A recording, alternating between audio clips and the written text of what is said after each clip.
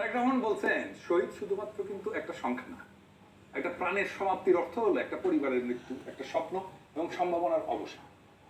21শে জুলাই নাকি এটা বলছেন, খুব দামি আর ভারী কথা বলছেন মনে হইতেছে, তাই না?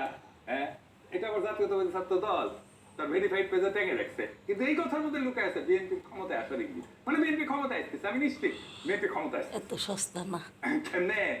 কারণ বাংলাদেশে সাধারণত মূর্খরা ক্ষমতা আসছে।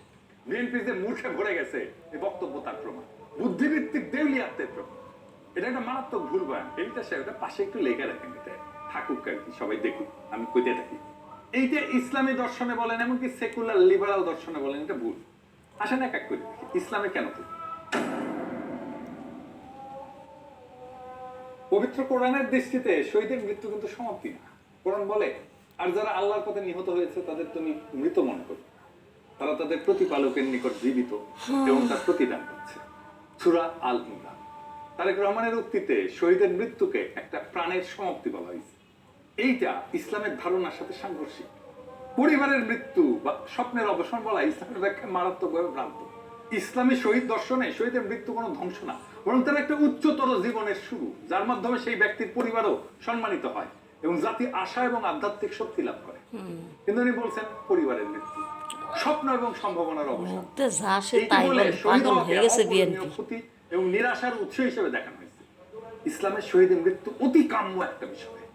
শহীদ হওয়া মানে আল্লাহর জন্য সর্বোচ্চ ত্যাগ, হয় না, এটা অর্জন। ইসলামের শহীদ হওয়াকে জান্নাতের সোজাসুজি পথ হিসেবে বিবেচনা। শহীদ তো নিজেকে না, শহীদের নিজের জীবন উৎসর্গ করে, কিন্তু জাতিকে বাঁচাতে সে আত্মোৎসর্গ করে। ফলে তার পরিবার, স্বপ্ন এবং সম্ভাবনা একটা বৃহত্তর অর্থে পূর্ণতা পায়, নিঃশেষ হয় না। কিন্তু ওনার উক্তিতে এই আত্ম উৎসর্গকে ব্যক্তিগত ট্র্যাজেডি বানা ফেলা হয়েছে, পরিবারের একটা ট্র্যাজেডি বানা ফেলা। এটা ট্র্যাজেডি না, এটা পাইলট তো কেমনে নিজের জীবন ত্যাগ করলো, জীবনের সাথে যুক্ত হয়ে যায়, তার স্পিরিচুয়াল জার্নি পূর্ণতা পায়। তারেক রহমানের এই উক্তিটা ইসলামের শহীদ সংস্কৃতি, আত্মত্যাগবাদের ভাবধারা এবং মৃত্যু পরবর্তী চেতনার সাথে স্পষ্টভাবে সাংঘর্ষিক।